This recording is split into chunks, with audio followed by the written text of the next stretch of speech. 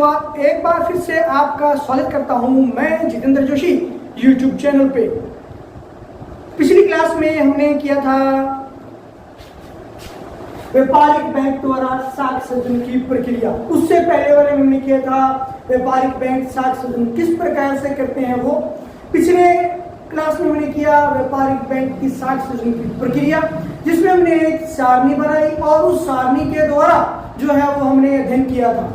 आज वो सारणी आपके बराबर यहाँ चलती रहेगी एज ए स्लाइड जो है, और आप उसे देखते रहें कि वो उसमें क्या कुछ चल रहा है, उसी से आप अंदाजा लगाते रहें। मैं पिछली सारणी की बात करता हूँ तो वहाँ प्रारंभिक जमाएं यानी कि डी हमारे पास कितने थे, रुपए 10,000 थे। फिर CRR यानी नगद कोष कितना था, लगभग 20% था। और इसका अगर हमें गुणक याद करना हो कि जमा गुणक कितना गुना है, तो उसके लिए सूत्र लगाते हैं हम 1/RR। 1/RR। RR क्या है? रिजर्व अनुपात। तो रिजर्व अनुपात हमारे पास कितना है? 20%। यानी 1/RR की जगह क्या लिखा? 20%। प्रतिशत हटाया तो ऊपर चला क्या गया? 100, और 20 से 100 में भाग के उत्तर आ गया हमारे पास 5 गुना। अब अगर हम साख का निर्माण करें तो साख का निर्माण के सिग्मा TD बराबर कितना आता है? उसका सूत्र होता है 1/R इंटू DD। 1/R हमारे पास क्या है? 5। DD हमारे पास क्या है? 10,000। तो 5 गुना में 10,000 बराबर कितना प्राप्त हो गया हमें यहाँ पे? 50,000 रुपए। ठीक है, तो आप सारणी में देख सकते हैं जो पहला कॉलम है, सारणी यहाँ देखिए, सारणी का जो पहला कॉलम है उसमें क्या है? TD बराबर कितना है? 50,000। अब सूत्र लगाता हूं मैं सिग्मा DD ज्ञात करने का। तो सिग्मा DD ज्ञात करने के लिए मैं क्या करता हूं? सिग्मा TD यानी कि साख का निर्माण के आधार पर कुल धन, टोटल डिपॉजिट कितना है, माइनस सिग्मा RR ये रिजर्व रेशियो टोटल कितना है आपके पास, वो कितना आया था हमारे पास? 10,000। देखिए सारणी की दूसरी पंक्ति में आप देख सकते हैं 10,000 आ रहा है, सारणी देख रहे होंगे आप। ठीक है, अब 50,000 में से 10,000 घटा देता हूं तो सिग्मा DD हमें कितना प्राप्त होता है? रुपए 40,000। और 40,000 आप अंतिम पंक्ति में देख सकते हैं 40,000 हमारे पास क्या है? सिग्मा DD है, व्युत्पन्न जमाएं जो है वो हमारे पास 40,000 है। तो इस तरह से मान इसमें जमा गुणक किस तरह से ज्ञात किया जाएगा? हमें पता लग गया 5 गुना। अब कई विद्यार्थी कल पूछ रहे थे कि सर आपने जो 50,000 कैसे निकाला? तो 50,000 10 गुना 5 यानी कि 50,000 10 होता है। यहाँ पे अगर यहाँ पे 10% होता तो वो 10 गुना हो जाता। ठीक है, अगर मान लीजिए यहाँ पे 10 गुना होता तो कितना आता? 100/10 और उत्तर कितना आया? 10 गुना। तो यानी कि वो कितना आने वाला? 10 गुना हो जाता, यानी कि 1 लाख जो है वो आपके पास आने वाला था। तो इस तरह से जो है वो हमें इसका निर्धारण किया जाता है जमा गुणक के आधार पर कि जमा गुणक जो है इसका कितना आएगा, और जमा गुणक के आधार पर पता लगता है। फिर साख का निर्माण हमने कर लिया 1/RR गुणा D के आधार पर, फिर सिग्मा TD बराबर हमने इसको हल कर लिया, और फिर सिग्मा DD। तो इसमें से सिग्मा DD और सिग्मा RR तीनों चीजें आप ज्ञात कर सकते हैं सीधा।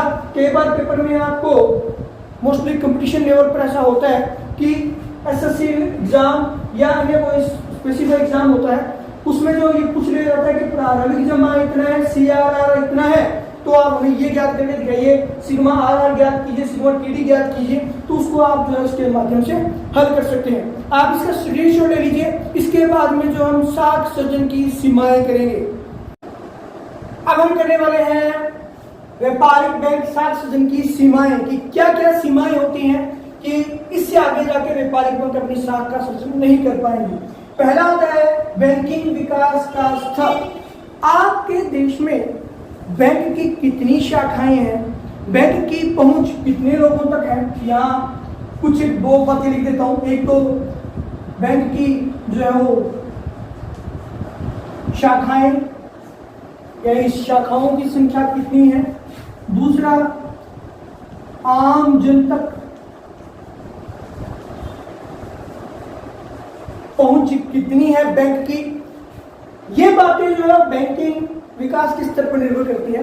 जितना अधिक बैंकों का विकास होगा, ग्रामीण क्षेत्रों में होगा, छोटे कस्बों में जितने अधिक बैंक होंगे, बड़े कस्बों में तो या बड़े शहरों में तो व्यापारिक बैंक होते ही होते हैं, लेकिन जहां छोटे शहरों में या छोटे स्तर पर भी अगर इनकी शाखाएं होंगी तो जो है वो बैंक अपना अधिक साख सृजन कर सके। क्यों? क्योंकि वो अधिक लोगों को ऋण प्रदान कर पाएंगे। जितना अधिक ऋण प्रदान किया जाएगा निश्चित रूप से उतना ही अधिक उन्हें ब्याज भी मिलेगा। तो बैंकिंग विकास का स्तर जितना अधिक होगा, जितनी अधिक शाखाएं होंगी, आम जन तक जितनी उनकी पहुंच होगी, उतने ही अधिक जो है वो व्यापारिक बैंक विकास कर पाएंगे। अगर शाखाएं कम है, आम जन तक उनकी पहुंच कम है, तो व्यापारिक बैंक जो है वो साख सृजन बहुत कम कर पाएंगे। दूसरा आता है आम लोगों की बैंकिंग आदत। आम लोगों की बैंकिंग आदत।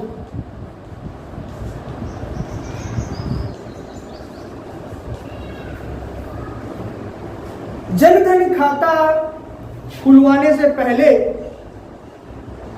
आंकड़ा आया कि भारत के 50% लोगों के पास भी बैंकिंग खाते नहीं है, बैंक अकाउंट्स नहीं है।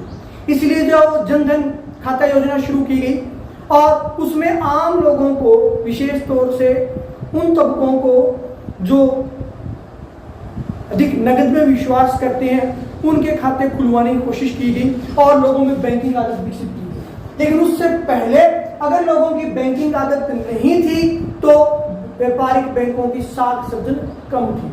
अब जो है वो आम जो एक स्ट्रीट पर बैठ रहा है काम करने के लिए, एक जो वो रेहड़ी लगा रहा है या छोटी मोटी अपनी दुकान कर रहा है, उन लोगों को भी खाते खुलवा दिए गए और खाते खुलवाने के बाद में उनकी जो बैंकिंग आदतों को विकसित किया गया ताकि व्यापारिक बैंकों का अधिक साख सृजन हो सके। अन्यथा व्यापारिक बैंकों की साख सृजन भारत में पहले नाम मात्र का ही था। तीसरा जो है वो आता है व्यवसायिक व औद्योगिक विकास। तीसरा आता है व्यवसायिक व औद्योगिक विकास। औद्योगिक विकास। आपका देश कितना अधिक व्यवसायिक है, कितना अधिक औद्योगिक है? हमें पता है कि हमारा देश क्या है, कृषि प्रधान है। लगभग 70% जनसंख्या जो है वो कृषि से जुड़ी हुई है। तो इसका मतलब क्या है कि उद्योग कम होंगे। तो हमारा प्रमुख उद्योग यहाँ क्या है भारत में? अगर हम सामान्य भाषा में बात करूं तो हमारा प्रमुख उद्योग क्या है? कृषि है। और इसीलिए सरकार जो है वो अपने बैंक जो है वो अपने अधिकतम साख निर्माण के लिए किसानों को ऋण प्रदान करती है। हालांकि किसान हमेशा ये बोलते हैं कि ऋण बहुत कम मिलते हैं, ये बात सही भी है, लेकिन व्यापारिक बैंकों का मुख्य रूप से जो फोकस है वो कहाँ रहता है? किसानों पे ही रहता है। इसलिए यहाँ का प्रमुख व्यवसाय क्या है? किसान। इसलिए कृषि को अधिक ऋण प्रदान किया जाता है। हालांकि औद्योगिक घराने बहुत बड़े बड़े ऋण लेकर, और पता ही आपको क्या कहना चाह रहा हूँ, तो वो निकल भी जाते हैं, लेकिन फिर भी जो है वो हमारे यहाँ औद्योगिक विकास जो कृषि का और कृषि के डेवलपमेंट के लिए आमतौर पर जो व्यापारिक बैंक उन्हें ऋण प्रदान करते हैं। अगर वे कृषि को ऋण प्रदान नहीं करते हैं और एक सामान्य जिन्हें औद्योगिक दृष्टि से देखा जाता है उन्हें ही अगर ऋण प्रदान करता है तो निश्चित रूप से उनकी साख सृजन जो है वो क्या होगी? बहुत कम होगी। चौथा जो होता है केंद्रीय बैंक की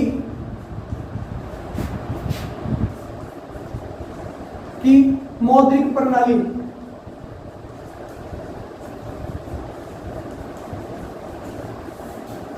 केंद्रीय बैंक की मौद्रिक प्रणाली। केंद्रीय बैंक, अभी मैंने पिछली क्लास सुनता है RBI, reserve bank of India, वो क्या करता है कि मुद्रास्फीति और अवस्फीति के आधार पर जो है वो अपनी बैंकिंग नीतियों को निर्धारित करता है, जिसमें bank rate, reserve repo rate, CRR, SLR, इन सब का निर्धारण करता है ताकि व्यापारिक बैंक ऋण कम या अधिक दे। अगर वो CRR ज्यादा कर देता है तो व्यापारिक बैंकों को अधिक धन रखना पड़ता है। जैसे कि यहाँ 20% था, अगर 20% भी हो जाए तो बहुत बड़ी रकम होती है और व्यापारिक बैंकों जो है वो बहुत कम ऋण लोगों को उपलब्ध करवा पाते हैं।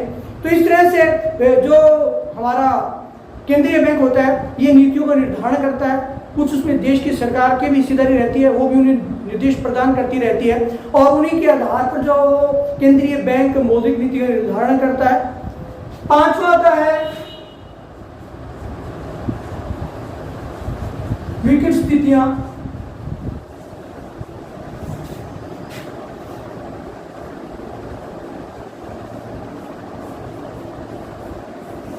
लेकिन विकट स्थिति है, अभी कोविड-19 की स्थिति चल रही है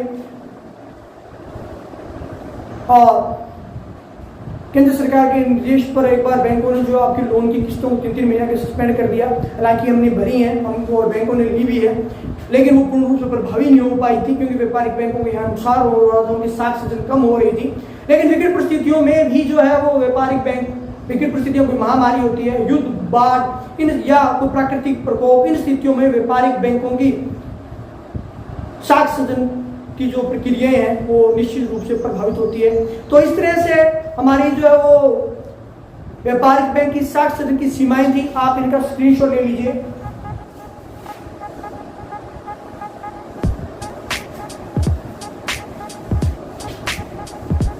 आपका दिन शुभ रहे।